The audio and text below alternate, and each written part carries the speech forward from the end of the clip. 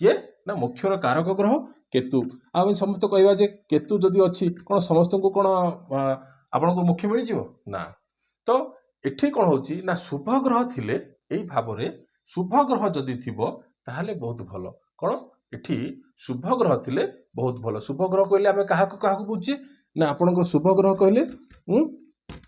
गुरु को बुझे बुध को बुझे आउ शुक्र को बुझे आउ किए ना चंद्रमा को मध्य एठी शुक्ल पक्ष चंद्रमा को एठी आमे कोन बुझुचे तो जो रहिला एठी शुक्र जदि आपणकर द्वादश भाव रे जदि शुक्र अछि हाँ निज राशि कोटा कोटा ना आपणकर रहिला कि वृषभ राशि आउ कोन ना तुला राशि तो एई दुईटी राशि होची कोन ना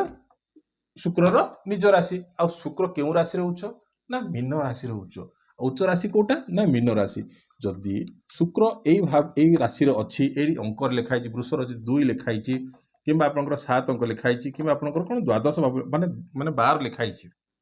जदि एठी अंक लिखाई छि ताले से व्यक्ति जनक अत्यंत सौभाग्यशाली आ सौभाग्यशाली सहित आउ कोन होई थाए ना कामुक प्रवृत्ति मध्य भी थाए कोन ना कामुक प्रवृत्ति मध्य भी ए व्यक्ति को कोन जदि शुक्र जहार मध्य भी आपनकर द्वादश भाव रे अछि निज राशि रे अछि किंबा निज राशि रे नथिले मध्य भी ए भलिया स्थिति सेमान को कोन दर्शाइथा आ जदि जहार मध्य भी शुक्र द्वादश भाव रे अछि पीड़ित अवस्था रे नाही किंबा शुक्र मध्य भी कोन शुक्र जदि पीड़ित नथिले तो अलग कथा किंतु जदि शुक्र पीड़ित अवस्था रे थिबो ताहले कोन कामुक प्रवृत्ति कोन आहुरी कोन तांकर से लालसा किंबा इच्छा शक्ति जागृत करि थाए आ जदि एठी कोन पाप ग्रह ठारू एई भाव रे कोन पाप ग्रह ठारू शुभ ग्रह शुभ ग्रह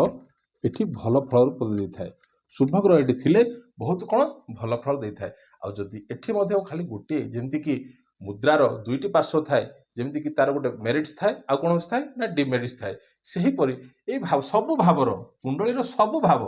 हां सब भावरु कोन ना मेरिट्स थाए आ कोन ना डिमेरिट्स मध्य भी एठी लुचि थाए आउ ए जो रहिले पाप ग्रह जदि आपनकर एठी देखंतु शुभ ग्रह बसिछि एठी कोन द्वादश भाव रे माने कोन शुभ ग्रह बसिछि किंतु एठी रहिले आपनकर एकाद माने 11 भाव यो जे आपनकर लग्न जदि दुई पटे जदि पाप ग्रह बसि जाइछंती कोन दुई पटे जदि पाप ग्रह बसिले ताने ए द्वादश भाव कोन हबो ना पीड़ित अवस्था को पळै आस्ताय कोन ना द्वादश भाव पीड़ित अवस्था को पळै आस्ताय आ जदि ए भाव जदि एरा जदि पीड़ित अवस्था आसिला तो ए भावटा कोन हला ए भाव आउ ए राशि कौन है ना पीड़ित अवस्था को पलैसिला जहा फल कौन हम जदि